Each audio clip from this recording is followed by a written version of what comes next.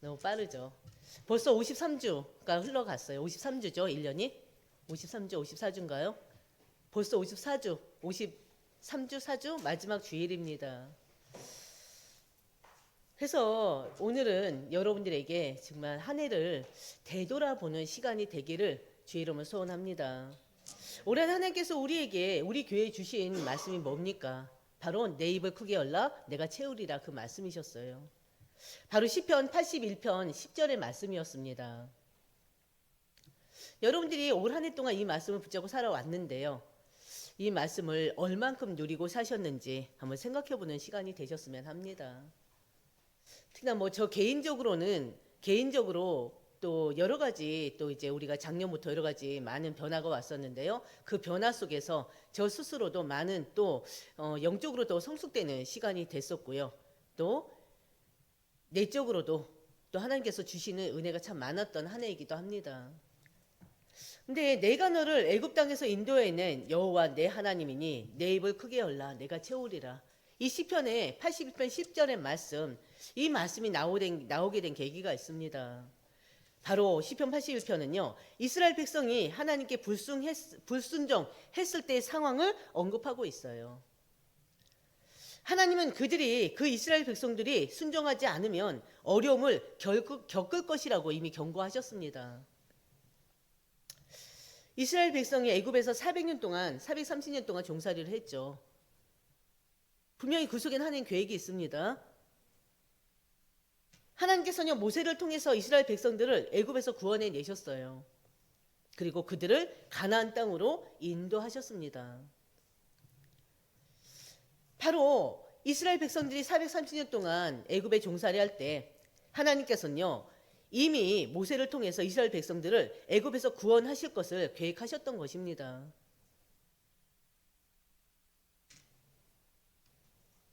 그리고 또 이스라엘 백성들을 유월절 어린 양의 그 피로 인해서 구원하셨을 뿐만이 아니라 40년 광야 생활을 통해서 하나님이 함께 하시고 또 그들을 보호하시고 인도하심 속에서 가나안 땅을 하나님의 은혜 가운데 정복하실 것도 계획하셨고 그 계획대로 행하셨어요.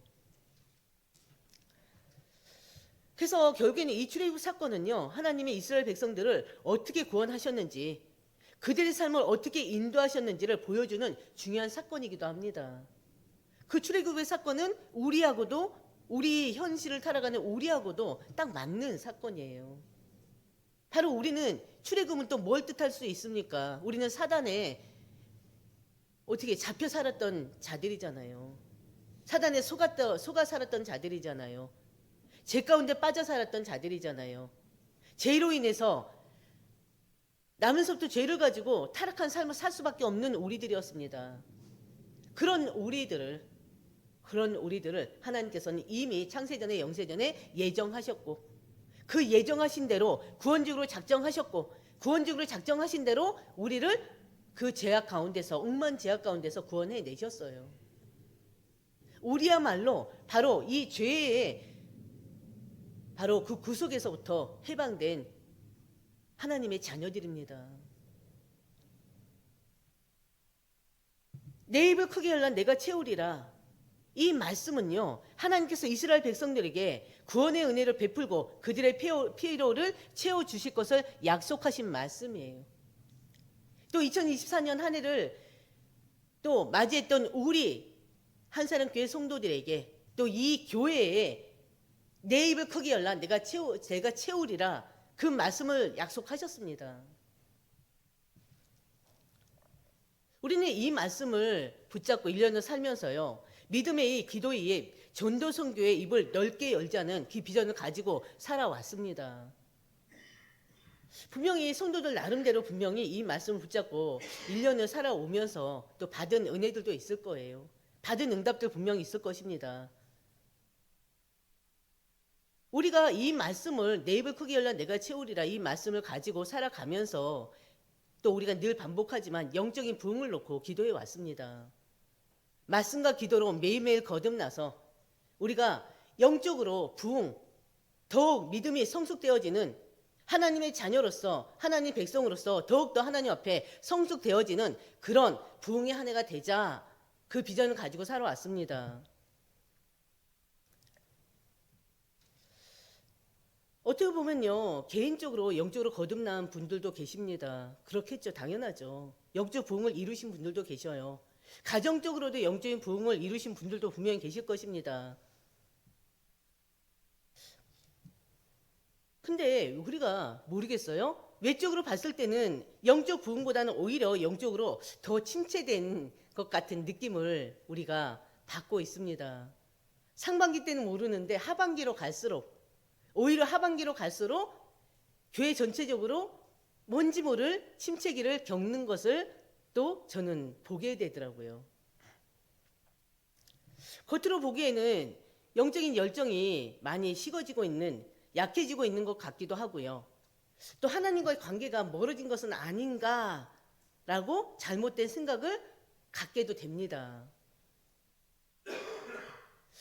때로는 우리 하나님 백성들이 영적으로 무감각해지고 있는 건 아닌가, 그 속에서 예배에 대한 중요성이 덜해지고 있는 것은 아닌가, 그런 생각들을 참 많이 하게 돼요. 예배에 대해서 무감각해졌다는 건요, 말씀과 기도가 약해졌다는 뜻이거든요. 그렇지 않습니까? 말씀과 기도가 없는 삶은요, 예배가 우선되지 않는 삶이거든요. 예배가 제대로 될 수가 없어요. 그래서 어떻게 보면은 우리 개개인들이, 아니면 가정들이, 아니면 이 교회가 오히려 2022년 끝으로 갈수록 더욱더 영적으로 침체되어 있는 것 같기도 하고 무감각해지는 것 같은 그런 시간인 것 같으나, 또 몰라요. 하나님은 어떻게 작업하고 계시는지. 내적으로는 하나님은 그런 시간들을 통해서 더욱더 이 교회에 주시는, 또 우리가 모르는 은혜가 있을 것으로 압니다. 왜? 하나님의 교회잖아요. 인간이 세운 교회가 아니잖아요. 인간이 계획하고 인간이 이렇게 하겠노라고 뜻을 정하고 세운 교회가 아니잖아요. 하나님의 뜻이 있었고 하나님의 계획이 있었고 하나님이 우리의 형편을 뛰어넘어서, 우리 한계를 뛰어넘어서 이 교회를 세우게 하신 교회입니다. 그렇기 때문에 겉으로 보기에는 제가 드린 말씀처럼 보일 수도 있으나 그 안쪽에서는 하나님께서 세밀하게 하시는 역사가 있지 않을까, 그런 생각을 하게 됐어요. 어느 순간에 제 스스로가 그런 잘못된 외적인 모습을 보고 잘못된 생각을 하다 보니까 새벽 기도 때마다 기도가 우는 기도가 되더라고요. 막 감사의 기도가 되는 게 아니라 새벽 기도 때마다 저도 모르게 막 울고 있어요. 울부짖는 기도를 하고 있어요. 그 기도를 보면서, 그 기도하는 제 모습을 보면서 와, 너무나 하나님 앞에 제가 회개하게 되더라고요. 왜냐하면 하나님 주권적인 역사가 있는데 저도 모르게 또 인간의 그런 방법, 인간의 계획, 인간의 능력, 인간적인 것들을 자꾸 집어넣고 있는 거예요. 그러다 보니까 어떻게 돼요? 당연히 울부짖는 기도가 될 수밖에 없죠. 감사하는 기도가 아니라. 그래서 웃으면서 이렇게 하나님 앞에 설 수가 있는 것입니다. 또 결단하고 또 감사하고 또 결단하고 또 감사하고 또 도전하고, 이게 제 목회의 연속인 것 같아요. 그래서 저는 외적인 모습에 속지 말자. 그리고 또 중요한 것은, 그래, 하나님께서 계획하시는 바가 분명히 있을 것이고 하나님 시간표가 있을 것인데, 그리고 또 목회의 성공과 실패가 어디 있느냐, 그리고 성공이 머릿수에 있느냐, 그건 아니다. 또 제 스스로가 또 이제 어느 면에서는 합리화인지 모르겠으나 하나님 앞에 또 기도하면서 감사하는 부분들이 또 되는 부분들이 있더라고요. 그래서 여러분들이 바로 오늘 여러분들 스스로가 혹시나 내가 2024년 한 해를 살아가면서 영적으로 더욱더 무감각해지고 영적으로 더욱더 침체되고 있지는 않았나 한번 되돌아보는 시간이 되시길 바랍니다. 자신의 부족함을요, 하나님 앞에 고백하면서 다시 하나님 앞에 나아가는 그런 시간이 되시기를 주의 이름으로 축원드립니다.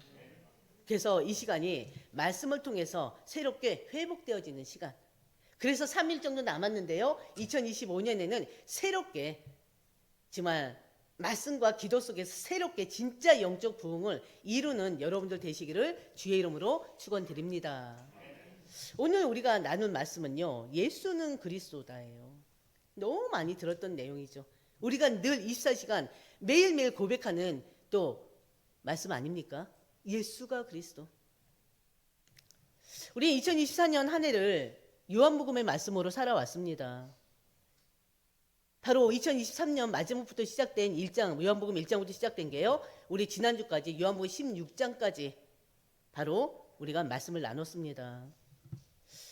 우리가 이 시간 한 해를 마무리하면서요, 이 요한복음 첫 장에서 16장까지 기록된 예수가 그리스도이심을 다시 한번 깊이 이해하고 묵상하는 시간이 되기를 원합니다. 요한복음은요, 어느 성경보다도 모든 성경이 다 중요해요. 단 하나도 놓칠 게 없어요. 그러나 어느 성경보다도 예수가 그리스도임을 밝히는데 중요한 역할을 한 책입니다. 요한복음요, 예수님께서 하나님 아들이시며 구원자이심을 보여주는 사건과 말씀들로 가득 차 있어요. 여러분이 지난 한 해 동안 하나님의 아들이신 예수님을 얼마만큼 고백하셨습니까? 예수가 그리스도임을 얼마만큼 고백하시고 예수가 그리스도임을 고백했을 때 얼마만큼 그 은혜를 누렸습니까? 예수 그리스도를 통해서 얼마만큼 응답을 누렸습니까? 예수 그리스도를 통해서 평안 누리셨습니까? 예수 그리스도를 통해서 우리가 고난 가운데서도, 힘든 고난 가운데서도, 어려움 가운데서도 그 예수 그리스도로 인해서 그 안에서 평안을 누리셨냐고요. 예수님은 우리가 알지 못하는 때예요, 우리도 알지 못하는 사이에 바로 우리의 기도에 응답하시는 분이십니다. 근데 우리는 그 기도의 응답을 꼭 세상 사람들하고 똑같이 여기잖아요. 복 받았을 때 기도 응답으로 여기잖아요. 그렇죠? 부자 되고 건강 회복되고 자녀가 좋은 대학 가고, 세상 사람들이 바라는 그 복을 받았을 때 그걸 응답으로 여기고 그 반대 것에는 절대 응답으로 여기지 않잖아요. 그렇지 않습니까? 근데요, 그 반대 것에 더 큰 역사가 있음을 여러분들이 아셔야 돼요. 어떻게 보면 그게 바로 믿음의 고백이에요. 없는 가운데 고백할 수 있는 그 믿음, 질병 가운데 고백할 수 있는 그 믿음, 안 되는 가운데 고백할 수 있는 그 믿음, 그 믿음이 결국에는 내 입을 크게 열라 내가 채우리라는 그 응답을 얻게 돼요. 그래서 여러분들이 현실의 문제에 절대 속으시면 안 됩니다. 현실의 가정 문제, 개인의 문제 절대 속으면 안 돼요. 자녀 문제 절대 속으면 안 돼요. 우리가 오늘 예수는 그리스도의 이 말씀을 통해서 왜 속으면 안 되는지 분명한 은혜를 누리시는 시간 되시기를 주의 이름으로 축원드립니다. 예수님은 우리가 알지 못하는 때 우리의 기도에 응답하시는 분이세요. 또 말씀으로 우리를 이끌어 인도하시는 분이십니다. 왜요? 우리 안에 누가 계십니까? 성령께서 계시잖아요. 성령은 지금도 살아서 역사하시는 분이세요. 10분초 역사하시는 분이세요. 그 성령의 역사를 여러분들이 믿으면 그 믿음 가운데 하나님이 분명히 역사하신다니까요. 그래서 2024년 마지막 주일, 예수께서 그리스도이심을 다시 한번 깊이 묵상하는 시간 되시기를 주의 이름으로 축원드립니다. 그러면서 다가올 2025년 새해를 준비하는 시간 되시기를 주의 이름으로 축원드립니다. 그럼 첫 번째 우리가 나눌 말씀은요, 예수는 그리스도, 바로 그 예수님은 태초부터 존재하신 하나님의 말씀이라는 거예요. 1장 1절은 뭡니까? 태초에 말씀이 계시니라. 이 말씀이 하나님과 함께 계셨으니 이 말씀은 곧 하나님이시니라. 이 태초는요, 천지 만물을 창조하는 그때가 아니라 창조 이전의 태초를 얘기하는 거예요. 하나님이 천지를 창조하시니라. 이게 몇 장 몇 절이죠? 어디죠? 창세기 1장 1절. 이거는 태초 하나님이 창조하신 그때를 얘기하는 거고요. 바로 3절에 뭐라고 했습니까? 만물이 그로 말미암아 지은 바 되었다고 그랬어요. 바로 이 기록처럼 예수님은요, 태초부터 계신 분이시고요, 모든 만물을 지으신 그 모든 만물이 예수 그리스도를 통해서 바로 창조되었음을 우리는 말씀을 통해서 확인할 수가 있습니다. 왜요? 만물이 그로 말미암아 지은 바 되었으니 지은 것이 하나도 단 하나도 그가 없이는, 예수 그리스도가 없이는 된 것이 없느니라. 바로 예수님은요, 태초부터 계신 분으로서 모든 만물에 창조하신 창조주이십니다. 예수님은 말씀 그 자체이세요. 태초에 말씀이 계시니라. 말씀 그 자체예요. 바로 태초부터 바로 성부 하나님과 함께 계신 창조주 하나님이심을 우리는 믿고 고백하는 것입니다. 예수님은 창조주로서 지금도 만물을 붙들고 계셔요. 창조주로서 지금도 이 우주 만물을 다스리고 계십니다. 주관하고 계셔요. 여기 우리가 더 붙여서 얘기하는 것처럼 인간이 생사하고까지도. 근데 우리 자꾸 그걸 놓쳐요. 만물을 주관하시는 하나님, 바로 성부와 성자와 성령이 하나님, 우리 인간의 생과 사와 화와 복을 주관하시는 하나님. 근데 자꾸 우리들 스스로가 우리 인생을 바로 우리의 노력으로, 우리의 열심으로 우리가 얼마든지 바꿀 수 있다고 생각해요. 아니라니까요. 노력으로, 당연히 노력하면 또 노력해 성공한 사람들도 있어요. 노력해서 돈을 또 부를 축적하는 사람들도 있어요. 근데 중요한 것은 그 내면에 영적인 복을 우리는 봐야 됩니다. 육신의 복 중요해요. 있어야 돼요, 당연히. 근데 육신의 복보다 더 중요한 게 영적인 복이란 건 여러분 절대 잊으시면 안 돼요. 육신 것 다 가지고도 영적으로 궁핍하고 영적으로 가난하고 영적으로 시달린 사람들이 얼마나 많은데요.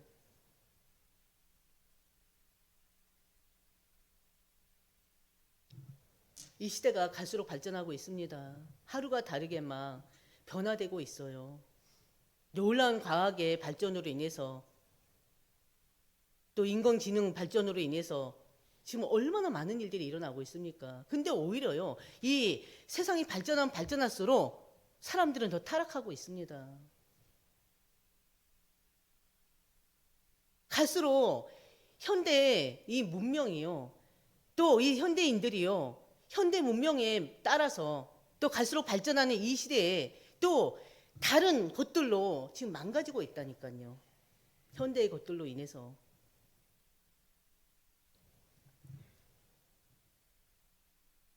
바로 예수님은요, 창조주로서 이 우주 만물을 다스리고 계시고 인간의 생사, 화, 복을 다스리고 계십니다. 여러분들이 그 다스림 속에 있어야 돼요. 세상의 다스림이 아니라, 인간의 다스림이 아니라, 내가 다스려가는 인생이 아니라, 내가 이끌어가는 인생이 아니라 하나님의 이끌림 받는 바로 인생이 되어야 됩니다. 요한복음 10장 3절 뭐라고 했어요? 나와 아버지는 하나라 그랬어요. 바로 이 말씀을 통해서 예수님은요, 자신이 하나님과 한 분이심을 또 선언하셨습니다. 예수님은요, 두 번째, 예수님은 생명의 빛으로 이 세상에 오셨습니다. 그리고 어둠을 밝히시는 분이십니다. 요한복음 1장 4, 5절에요. 그 안에 생명이 있었으니, 그 안이 어딥니까? 예수 그리스도 안에 생명이 있었으니 이 생명은 사람들의 빛이라. 또 요한복음 8장 12절에 예수님은 자신을 세상의 빛이라고 선언하셨어요. 세상의 빛이라고 그랬어요.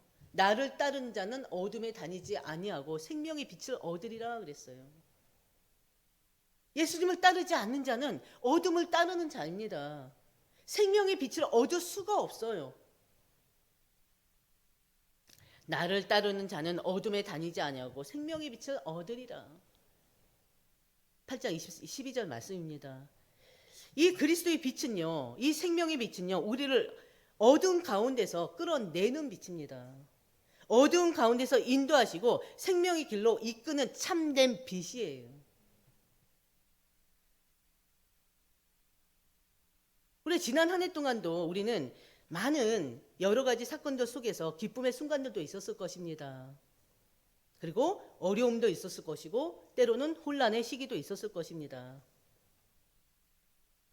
근데 중요한 것은 그 모든 슬픔과 기쁨과 감사와 또 혼란과 어려움과 그 모든 순간에도 예수 그리스도께서는 여러분과 함께 하셨다는 거예요. 그리고 여러분의 그 발걸음을 인도하셨다는 것입니다. 여러분들은 외적인 것만 생각하다 보니까는 하나님이 보이지 않게 역사하심을 모르는 거예요. 안 믿는 거예요. 그렇지 않습니까? 하나님은 늘 우리와 함께 계십니다. 왜요? 성령이 우리 안에 계시잖아요. 그 성령이 우리의 마음과 생각과 우리의 전 인격을 인도해 주십니다. 그렇기 때문에 우리는 힘든 가운데서도 어려운 가운데서도 하나님이 함께 하시는 그 사실을 믿고 끝까지 하나님 앞으로 나아가시길 바랍니다. 여러분이 한 해를 마무리하고 새해를 맞이하면서요, 더 이상 어둠 속에 머물지 않고요, 여러분의 마음과 생각과 여러분의 삶이 그리스도의 빛으로 충만해지기를 주님의 이름으로 축원드립니다. 14절, 예수님은요 우리를 구원하기 위해서 말씀이 육신이 되어 오셨어요. 1장 14절에 이 말씀은요 예수님께서 인간의 모습으로 오신 바로 참 하나님이심을 또 증거하고 있습니다. 말씀이 육신이 되어 우리 가운데 거하심에 우리가 그의 영광을 보니 뭐라고요? 그 영광이 아버지의 독생자의 영광이요. 하나님의 독생자 예수 그리스도라는 것입니다. 은혜와 진리가 충만하더라. 또 14장 6절에는요. 예수가 곧 길이요 진리요 생명이다 그랬습니다. 예수를 말미암지 않고는 절대 아버지로 갈 수가 없어요. 예수님만이 유일한 구원의 길이십니다. 예수 그리스도를 통해서만 우리는 하나님께 나아갈 수가 있는 거예요.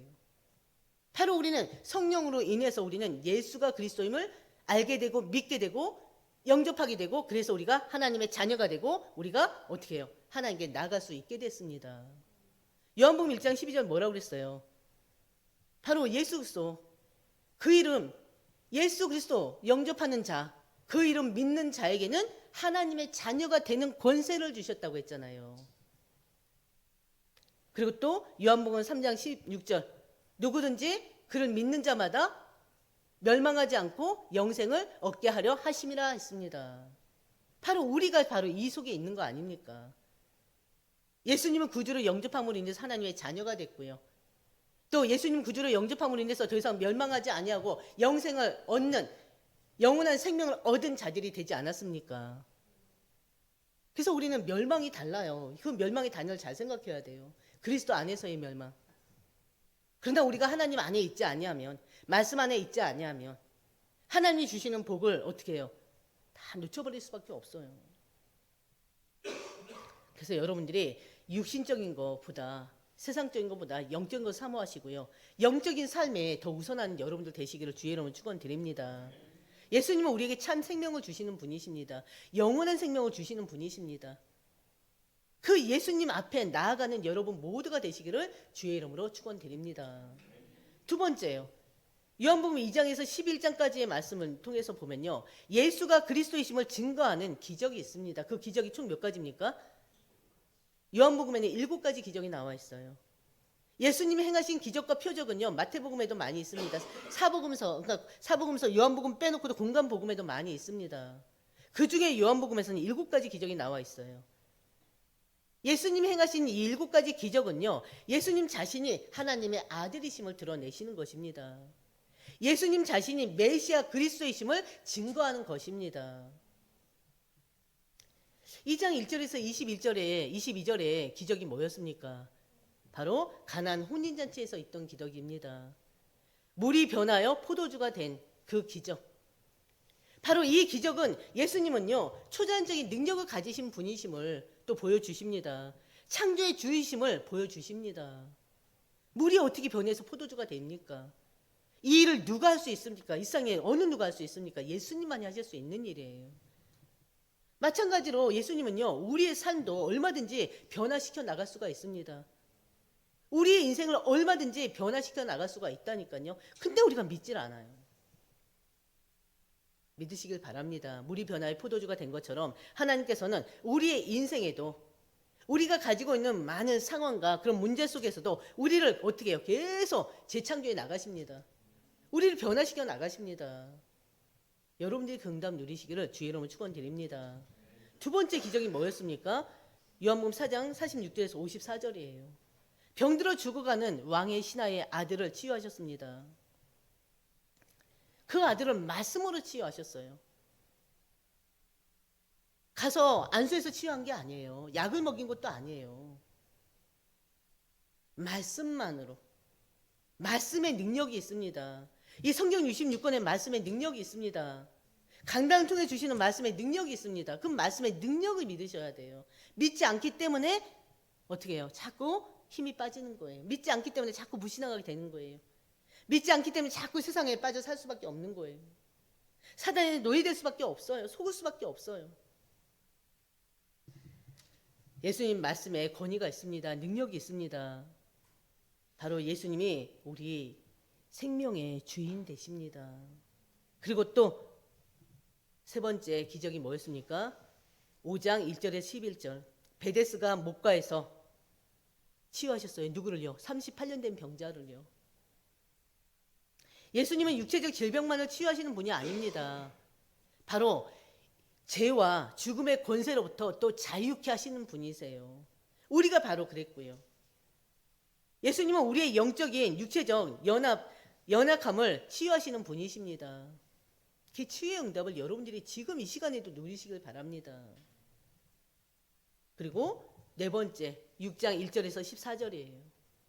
바로 보리떡 5개와 물고기 2마리로 5,000명을 먹이셨어요. 그리고 12강주를 남기셨어요.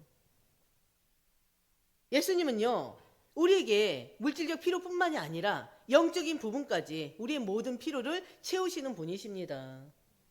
그 말씀을 통해서는, 그 치유를 통해서는, 그 기적을 통해서는 바로 예수님 자신이 누구심을, 생명의 떡이심을 보여주셨죠. 예수님 안에 생명이 있습니다. 참 생명이 있습니다. 그리고 5번째 6장 16절에서 21절, 바로 폭풍으로 두려워하는 제자들을 위로하시기 위해서 예수님이 어디를 걸어가셔요? 물 위를 걸어가셔요. 어떻게 물 위를 걸어갈 수가 있습니까? 우리 인간이 어떻게 물 위를 걸어갈 수가 있냐고요. 예수님은요, 이 자연 법칙까지도 초월하는 능력자이십니다. 능력을 가지신 분이세요. 예수님은 우리 삶에 일어나는 모든 폭풍을 바로 잠잠케 하시기도 하시는 분이십니다. 능력의 하나님이십니다. 우리의 구원자 그 예수 그리스도께서는 바로 자연까지도, 자연 법칙을 초월하는 능력자라니까요. 그리고 또 6번째 기적이 뭡니까? 9장 1절에서 11절이에요. 12절이에요. 날 때부터 맹인이었던 자의 눈을 뜨게 하셨습니다. 예수님은요, 우리의 육체적인 눈뿐만이 아니라 영적 눈을 열어서 진리를 보게 하십니다. 영적 길을 열어서 진리의 말씀을 듣게 하십니다. 그리고 7번째 마지막 기적은 뭐였습니까? 요한복음 11장 1절에 44절, 죽은 지 사흘이나 된 나사로를 살리신 일입니다. 예수님은 부활이요 생명이십니다. 바로 부활이요 생명이 주되신 예수님께서 죽음을 넘어서 영원한 생명을 주신 분이십니다. 바로 예수님이 행하신 7가지 기적들은요, 단지 이때 이 당시 이야기로 끝나는 게 아니에요. 지금 이 시대를 살아가는 오늘날에도 우리 그리스도인들의 삶 속에서도 여전히 일어날 수 있는 일입니다. 적용돼서 그 일이 일어날 수도 있다니까요. 예수님은 여전히 우리의 구세주가 되십니다. 우리의 치유자가 되십니다. 우리 앞에 능력을 부어주시는 분이세요. 그래서 우리의 부족함을 채우시고 말씀으로 치유하시고 두려움을, 우리가 가지고 있는 그 두려움을 평강으로 바꾸시는 분이십니다. 그래서 예수는 그리스도이신 거예요. 세 번째요, 요한복음 13장에서 16장 예수 그리스도의 가르치심과 약속에 대한 말씀입니다. 우리가 지난주 말씀과 또 이렇게 중복되는 부분이 있는 말씀이에요. 2024년 마지막 주일 우리는요, 지난해를 되돌아보면서 예수님께서 남기신 중요한 가르침과 약속들을 이 시간에 되새기는 시간이 되시기를 주의 이름으로 축원드립니다. 예수님께서 십자가 고난을 앞두고요, 십자가 고난을 앞두고 제자들에게 어떻게 살아야 할지를 계속적으로 반복해서 가르치셨어요. 그 가르침의 말씀 중에 하나가 뭐냐? 바로 서로 사랑하라. 바로 13장에도 서로 사랑하라, 15장에도 서로 사랑하라. 이 사랑은요, 단순히 감정적인 그런 사랑을 얘기하는 게 아닙니다. 행동적인 사랑을 얘기하는 것이 아닙니다. 바로 예수님이 보여주신 그 십자가의 그 희생적인 사랑을 얘기하는 거예요. 예수님이 보여주신 또 희생적인 사랑, 또 어떤 사랑이 있었습니까? 바로 13장 15절. 바로 예수님이 제자들의 발을 씻기셨죠. 그러면서 뭐라고 했어요? 내가 너희에게 행한 것 같이 너희도 행하게 하여 본을 보였노라 그랬어요. 바로 어떤 본을 보였습니까? 발을 씻길 정도의 그런 낮아지는 그 섬김의 본, 사랑의 본을 직접 보여주신 것입니다. 그러면서 13장 34절에는요, 새 계명으로 뭐라고 했습니까? 새 계명으로 서로 사랑하라고 명하셨어요. 새 계명을 너희에게 주노니 서로 사랑하라. 내가 너희를 사랑한 것 같이 너희도 서로 사랑하라. 이 말씀을 기억하시길 바랍니다. 15장 12절에도 내가 너희를 사랑한 것 같이 너희도 서로 사랑하라 말씀 주셨습니다. 여러분 지난 한 해 동안 가족끼리, 가족이나 친구나 또 교회 공동체 안에서 성도들과 어떤 관계를 맺고 살아갔습니까? 사랑하는 날이 많았습니까? 미워하는 날이 많았습니까? 사랑으로 모든 것을 이해하고 수용한 날이 많았습니까? 오히려 사랑보다 시기하고 질투하고 상처 주는 날이 많았습니까? 한번 생각해 보세요. 그럼 분명히 내가 2024년 내가 어떻게 살았는지 한번 다시 되돌아보시길 바랍니다. 그래야지 이 말씀이 내게 팍 부딪혀 와요. 서로 사랑하라는 말씀이.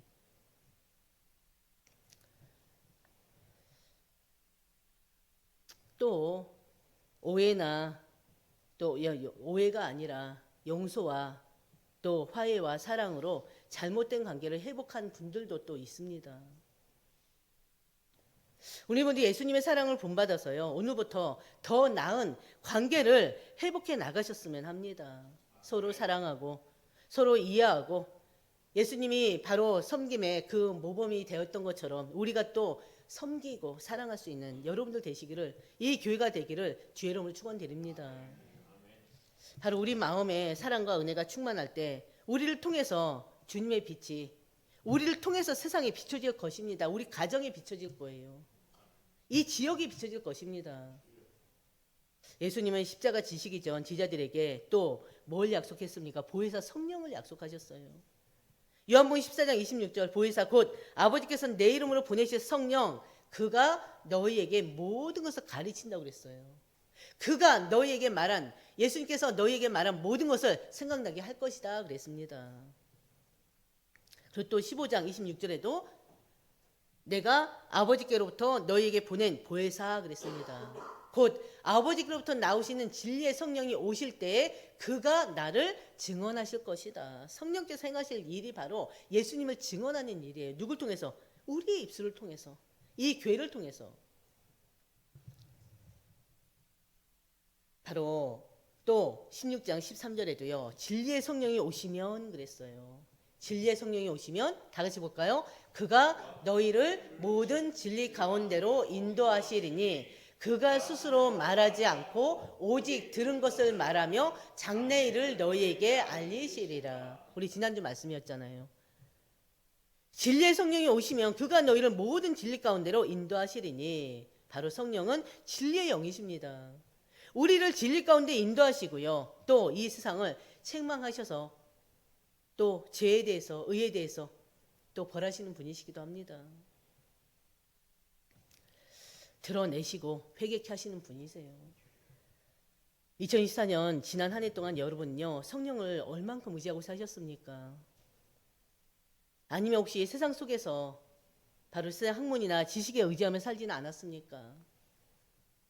일어나는 모든 일들을 또 인간적인 방법으로 해결하기 위해서 또 고생하지 않았습니까? 우리가 어떤 어려운 상황에 직면했을지라도요, 성령님께 기도하고 그분의 인도하심을 구하시길 바랍니다. 그러면은 그 성령께서 가만히 계시질 않아요. 우리의 마음과 생각과 전 인격을 성령께서 주장하십니다. 그래서 여러분들의 인생이 성령의 간섭을 받고요, 성령의 인도 따라 사는 인생이 되셔야 돼요. 그래야지만이 성령을 통해서 하나님 뜻을 분별할 수가 있습니다. 성령 안에서 새로운 능력을, 새 힘을 얻을 수가 있습니다. 그때 예수님께서 약속하신 평안과 승리를 그 안에서 체험할 수가 있는 거예요. 예수님의 세 번째 약속이 뭐였습니까? 평안과 승리의 약속이에요. 우리 지난주 말씀이죠. 바로 예수님 제자들에게 세상이 줄 수 없는 평안을 약속하셨습니다. 요한복음 14장 1절, 너희는 마음에 근심하지 말라, 하나님을 믿으니 나를 믿으라 그랬잖아요. 또 14장 27절에도 평안을 너에게 끼치노니 나의 평안을 너에게 주노라 그랬습니다. 또 16장 33절에도 세상에서는 너희가 환난을 당하나 담대하라, 내가 세상을 이겼노라 했어요. 올 한해 여러분요, 어려움 속에서 주 안에서의 평안을 경험해 보셨습니까? 개개인적으로 많은 어려움들을 당하고 있어요. 또 가정적으로도 많은 어려움을 당한 분들도 있습니다. 그 어려움 때문에 혹시나 그 두려움에 잡혀 살지는 않습니까? 희망 없이 염려에 사로잡혀 살고 있지는 않습니까? 다 내려놓으시길 바랍니다. 여러분에게 고난과 어려움이 올 때 말씀과 기도로 주 안에서 평안을 누리시는 여러분들 되시기를 주의 이름으로 축원드립니다. 진짜 여러분들이 그 증인이 되셔야 돼요. 어려움 속에서 평안을 누리는 자로. 갈등 속에서, 개인의 갈등과 가정의 어려움 속에서도 평안을 누리는 그런 주님의 증인들이 되시길 주의 이름으로 축원드립니다.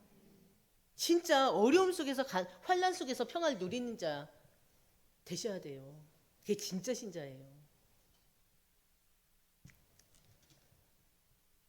세상의 두려움에 잡히지 말고요, 주님의 승리를 믿고 담대히 나아가는 여러분들 되시기를 주의 이름으로 축원드립니다. 성령님은요, 우리의 위로자이세요. 우리의 상담자이세요. 성령님은 의지하고 살아가는 삶이야말로 진정한 바로 승리의 삶인 것입니다. 말씀 정리하겠습니다. 예수는 그리스도이십니다. 예수 그리스도께서 우리를 구원하시고 영원의 생명을 주셨습니다.